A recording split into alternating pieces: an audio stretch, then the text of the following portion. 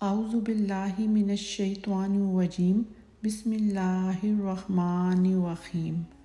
آج کی ویڈیو میں ہم حضرت ابراہیم علیہ السلام کا اپنے بیٹے حضرت اسماعیل علیہ السلام کو قربان کرنے کا واقعہ بیان کریں گے۔ عراق سے ہجرت کے بعد حضرت ابراہیم علیہ السلام اپنی بیوی حضرت ہاجرہ اور اپنے بیٹے حضرت اسماعیل علیہ السلام کو مکہ میں چھوڑ گئے، تو آپ کبھی کبھار اپنے اہل خانہ کو ملنے کے لیے مکہ آ جایا کرتے تھے۔ ایک دفعہ حضرت ابراہیم علیہ السلام ادائیگی حج کے لیے مکہ آئے ہوئے تھے اور اس وقت حضرت اسماعیل علیہ السلام 13 برس کے تھے۔ اس دوران حضرت ابراہیم علیہ السلام نے عجیب اور حیرت انگیز خواب دیکھا۔ انہوں نے خواب دیکھا کہ انہیں خدا کی طرف سے یہ حکم دیا گیا ہے کہ اپنے اکلوتے بیٹے کی اپنے ہاتھ سے قربانی کریں اور اسے ذبح کر دیں۔ حضرت ابراہیم علیہ السلام وحشت زدہ خواب سے بیدار ہوئے۔ وہ جانتے تھے کہ پیغمبروں کے خواب حقیقت اور شیطانی وسوسوں سے دور ہوتے ہیں، لیکن اس کے باوجود 2 راتوں میں بھی یہی خواب دیکھا، جو اس حکم کے لازم ہونے اور جلد انجام دینے کے لیے تاکید تھی۔ کہتے ہیں کہ پہلی مرتبہ 8 ذی الحج کی رات یہ خواب دیکھا اور عرفہ اور عید قربان یعنی 9ویں اور 10ویں ذی الحج کی راتوں میں خواب کا تکرار ہوا، لہٰذا اب ان کے لیے ذرا سا بھی شک باقی نہ رہا کہ یہ اللہ کا قطعی فرمان ہے۔ حضرت ابراہیم علیہ السلام جو کہ بارہا امتحان خداوندی کی گرم بھٹی سے سرفراز ہو کر باہر آ چکے تھے، اس دفعہ بھی چاہیے کہ بحر عشق میں کود پڑیں اور خداوند عالم کے فرمان کے سامنے سر جھکا دیں، اور اس فرزند کو جس کے انتظار میں عمر کا ایک حصہ گزار دیا تھا اور اب وہ ایک خوبرو نوجوان تھا، اسے اپنے ہاتھ سے ذبح کر دیں۔ چنانچہ حضرت ابراہیم علیہ السلام نے اپنے بیٹے سے فرمایا، میرے بیٹے، میں نے خواب میں دیکھا ہے کہ میں تجھے قربان کر رہا ہوں، اب تم بتاؤ تمہاری اس بارے میں کیا رائے ہے؟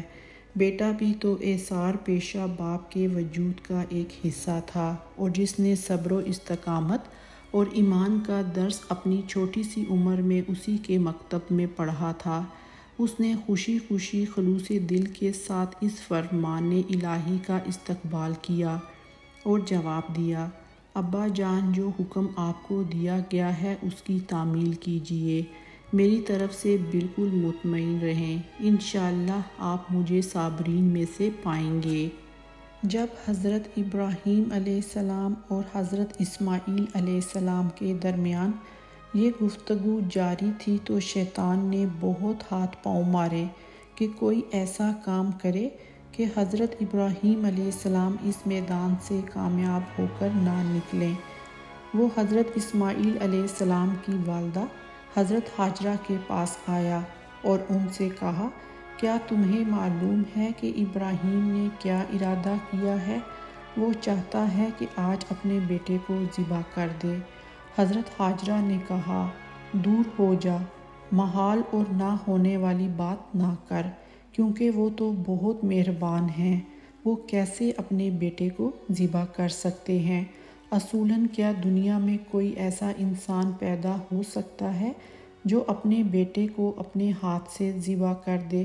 شیطان نے اپنے وسوسے کو جاری رکھتے ہوئے کہا کہ اس کا دعویٰ ہے کہ خدا نے اسے حکم دیا ہے۔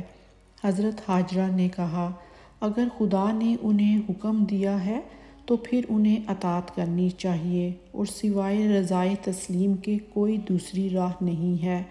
پھر شیطان ان کے بیٹے حضرت اسماعیل علیہ السلام کے پاس آیا اور انہیں ورغلانے لگا۔ ان سے بھی اسے کچھ حاصل نہ ہو سکا، کیونکہ اس نے حضرت اسماعیل علیہ السلام کو تسلیم و رضا کا پیکر پایا۔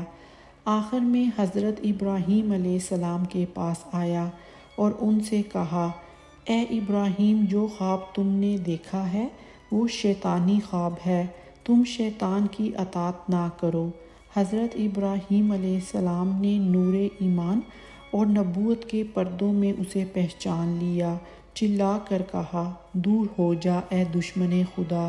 ایک حدیث میں منقول ہے کہ حضرت ابراہیم علیہ السلام پہلے مشعر حرام آئے تاکہ بیٹے کی قربانی دیں، تو شیطان ان کے پیچھے دوڑا۔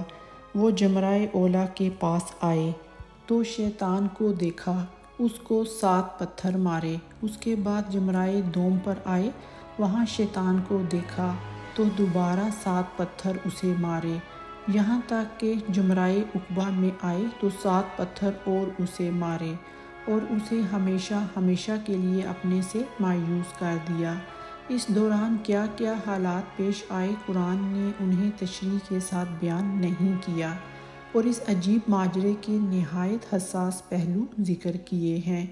بعض مفسرین نے لکھا ہے کہ فداکار بیٹے نے اس بنا پر کہ باپ کے اس امور کی انجام دہی میں مدد کرے اور ماں کے رنج و غم میں کمی کرے، جس وقت وہ انہیں زمین منی کے خشک اور جلا ڈالنے والے گرم پہاڑوں کے درمیان قربان گاہ میں لائے، تو باپ سے کہا، ابا جان رسی کو مضبوطی کے ساتھ باندھ دیں تاکہ میں فرمان خداوندی کے عمل درآمد کے وقت ہاتھ پاؤں نہ ہلا سکوں، مجھے ڈر ہے کہ کہیں اس سے میرے اجر میں کمی واقع نہ ہو جائے۔ ابا جان چھری تیز کر لیں اور تیزی کے ساتھ میرے گلے پر چلائیں کہ اس کو برداشت کرنا مجھ پر بھی اور آپ پر بھی زیادہ آسان ہو جائے۔ ابا جان میرا کرتا پہلے ہی میرے بدن سے اتار لیں تاکہ وہ خون آلود نہ ہو، کیونکہ مجھے خوف ہے کہ کہیں میری ماں اسے دیکھے تو دامن صبر اس کے ہاتھ سے نہ چھوٹ جائے۔ پھر مزید کہا، میرا سلام میری ماں کو پہنچا دیجیے گا، اور اگر کوئی امر ماننے نہ ہو تو میرا کرتا ان کے لیے لے جائیے، جو ان کی تسلی کی خاطر اور تسکین کا باعث بنے گا، کیونکہ وہ اس سے بیٹے کی خوشبو سونگھیں گی، اور جس وقت دل بے قرار ہوگا تو اسے اپنی آغوش میں لے لیں گی، اس طرح یہ ان کے درد دل میں کمی کا باعث ہوگا۔ آخر وہ لمحہ آن پہنچا جب فرمان الہی کی تعمیل ہونا تھی۔ حضرت ابراہیم علیہ السلام نے جب بیٹے کے مقام تسلیم کو دیکھا تو انہیں اپنی آغوش میں لے لیا، ان کے رخساروں کے بوسے لیے، اور اس گھڑی دونوں رونے لگے۔ قرآن پاک اس بارے میں ارشاد فرماتا ہے، جب دونوں آمادہ اور تیار ہو گئے اور باپ ابراہیم نے بیٹے کو ماتھے کے بل لٹایا۔ بعض مفسرین نے کہا ہے کہ طلّہ جبین سے مراد یہ تھی کہ پیشانی خود ان کی فرمائش پر زمین پر رکھی، تاکہ یہ نہ ہو کہ ان کی نگاہ بیٹے کے چہرے پر پڑے اور پدری جذبات جوش میں آ جائیں اور فرمان خدا کی راہ میں رکاوٹ بن جائیں۔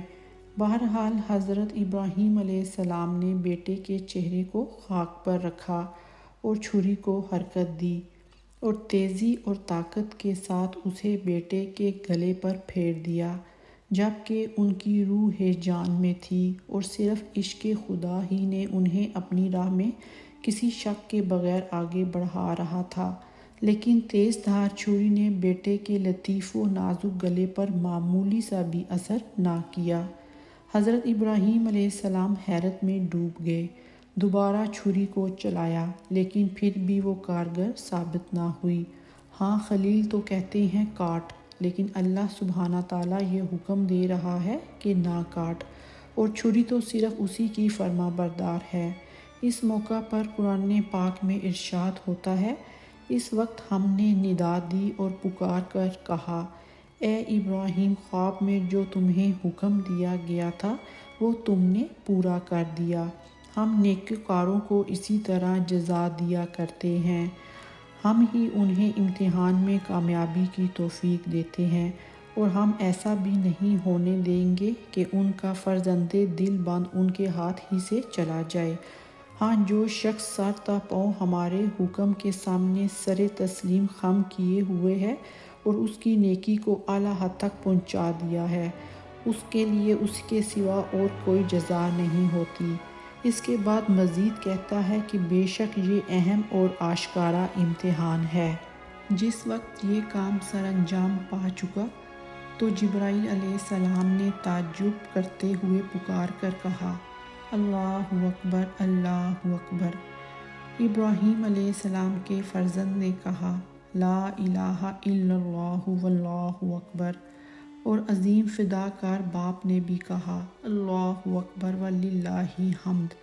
اسی دوران اس غرض سے کہ ابراہیم علیہ السلام کا پروگرام بھی نامکمل نہ رہ جائے اور خدا کی بارگاہ میں ان کی طرف سے قربانی بھی ہو جائے اور ابراہیم علیہ السلام کی آرزو پوری ہو جائے، خدا نے ایک بڑا مینڈا بھیج دیا تاکہ بیٹے کی جگہ اس کی قربانی کریں اور مراسم حج اور سرزمین منی میں آنے والوں کے لیے اپنی سنت چھوڑ جائیں۔